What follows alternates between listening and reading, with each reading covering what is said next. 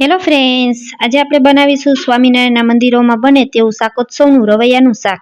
આ શાક ખૂબ જ ટેસ્ટી બનીને તૈયાર થાય છે. તો સૌ પહેલા 2 ચમચી જેટલા સિંગદાણાને શેકીને લઈ લેવાના છે.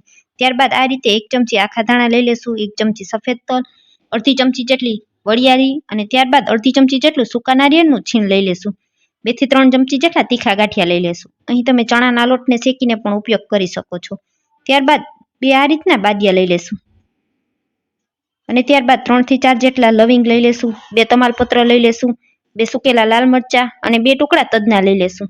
હવે સૌ પહેલા એક મિક્સર જારમાં તીખા ગાંઠિયા ઉમેરી દેશું. તેમાં સિંગદાણા, આખા ધાણા, 1 ચમચી જેટલા સફેદ તલ, સૂકા કોપરાનું છીણ અને વરિયાળી ઉમેરી તેનું ઢાંકણ ઢાંકી અને અધકચરો ભૂકો કરી લેશું.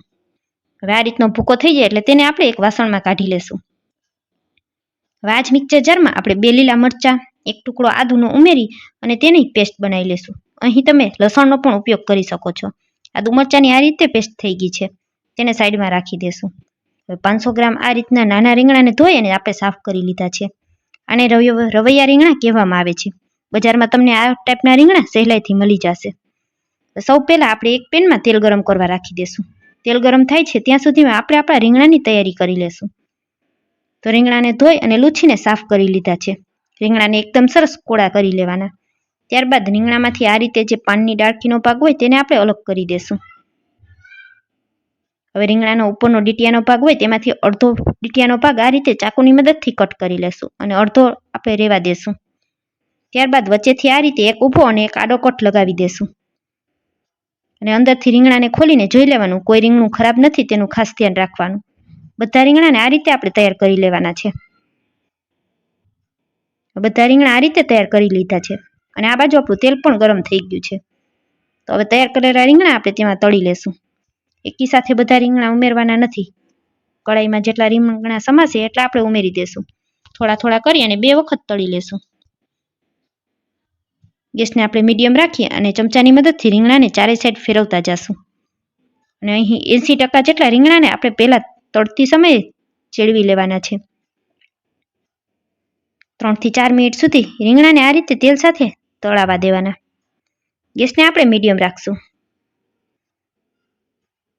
ચારે સાઈડ ચમચાની મદદથી આ રીતે રીંગણાને ફેરવતું જવાનું છે અને તળીને તૈયાર કરી લેશું. હવે રીંગણાનો થોડો એવો કલર બદલાઈ ગયો છે. 3 થી 4 મિનિટ જેવો હવે સમય થઈ ગયો છે. તો રીંગણા આપણા એકદમ સરસ તળાઈ ગયા છે. થોડા એવા રીંગણાને આપણે બાકી રાખવાના છે. તેને આપણે શાક વઘારતી સમયે ચેડવી લેવાના. બધા રીંગણાને તેલ નીતાળી અને આ રીતે આપણે એક પ્લેટમાં કાઢી લેશું. તમે જોઈ શકશો આ રીતના રીંગણા આપણા ચડી ગયા છે.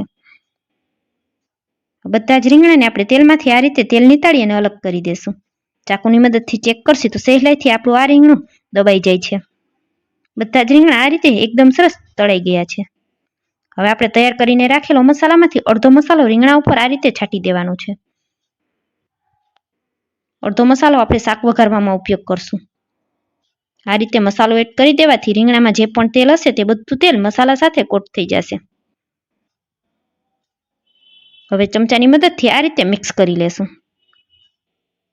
રીંગણા અને મસાલો બધું એક સરખું મિક્સ થઈ જાય એ રીતે આપણે હલાવીને તેને સાઈડમાં રાખી દેશું. બધું એક સરખું મિક્સ થઈ ગયું છે તો તેને આપણે સાઈડમાં રાખી દેશું. હવે પેનમાં એ જ પેનમાં વધારાનું તેલ કાઢી અને ત્યારબાદ આપણે તેમાં બધા સૂકા મસાલા ઉમેરી દેવાના.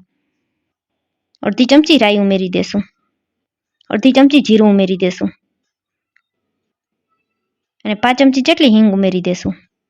ત્યારબાદ ખમણીને રાખેલું આદું ઉમેરી દેશું.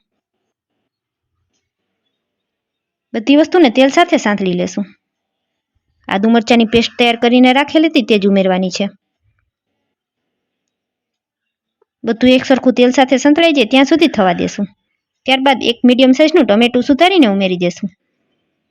ટમેટાને પણ તેલ સાથે સંતળાવા દેશું. ટમેટું એકદમ સરસ સંતળાઈ જાય ત્યાં સુધી હવે તેને થવા દેવાનું છે. ગેસને મીડિયમ રાખી અને ચમચાની મદદથી આ રીતે આપણે તેને ફેરવતા રહેશું. તેમાં અડધી ચમચી જેટલી હળદર ઉમેરી દેશું. ફરી પાછું આ રીતે મિક્સ કરી લેશું અને રીંગણાના માપનું આપણે મીઠું ઉમેરી દેશું. ટમેટા એકદમ સરસ સંતળાઈ જાય ત્યાં સુધી આપણે તેને થવા દેશું. 1.5 થી 2 મિનિટમાં ટમેટા એકદમ સરસ સંતળાઈ જશે. ત્યારબાદ 2 ચમચી લાલ મરચું પાવડર ઉમેરી દેશું. અહીં તમારે શાકમાં જે પ્રમાણે તીખાશ જોઈએ એ પ્રમાણે લાલ મરચું પાવડર ઉમેરી દેવાનું. બધા મસાલા એક સરખા સંતળાઈ જાય ત્યાં સુધી થવા દેશું.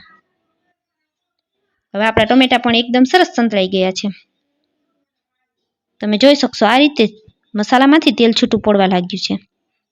તો આ સમયે હવે આપણે બાકી વધેલો અડધો મસાલો હતો તેને ઉમેરી દેશું અને તેલ સાથે તેને પણ એકદમ સરસ મિક્સ કરી અને સંતળાવા દેશું. 1.5 થી 1 મિનિટ સુધી આ મસાલાને તેલ સાથે સાંતળી લેશું. હવે બધા મસાલા એક સરખા એકદમ સરસ તેલ સાથે સંતળાઈ ગયા છે. પેનમાંથી આ રીતે મસાલા છૂટા પડી ગયા છે અને તેમાંથી તેલ પણ આ રીતે છૂટું પડી ગયું છે. તો આ સમયે આપણે તૈયાર કરીને રાખેલા રીંગણા ઉમેરી દેશું. અને રીંગણાને મસાલા સાથે આ રીતે ચમચાની મદદથી મિક્સ કરી લેશું.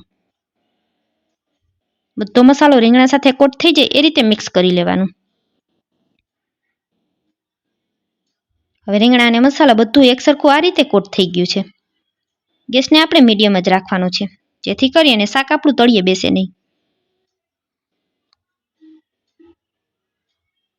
બધી વસ્તુ આ રીતે મિક્સ થઈ ગઈ છે. તો ત્યારબાદ આપણે તેમાં 2 ગ્લાસ જેટલું ગરમ પાણી ઉમેરી દેશું. અહીં આપણે ગરમ પાણી જ ઉમેરવાનું છે જેથી કરીને શાકની પ્રોસેસ ચાલુ રહેશે. હવે ચમચો ફેરવી અને શાકને ઉકળવા માટે રાખી દેશું. શાક ઉકળે છે ત્યાં સુધી આપણે ગેસની ફ્લેમને મીડિયમ જ રાખવાની છે, નહીંતર આપણો મસાલો તળિયે બેસી જશે. અને વચ્ચે વચ્ચે આ રીતે ચમચો ફેરવતા રહેવાનું છે. 2 ગ્લાસ જેટલું પાણી ઉમેરી અને આ રીતે વચમાં તેમાં ચમચો ફેરવી દેશું.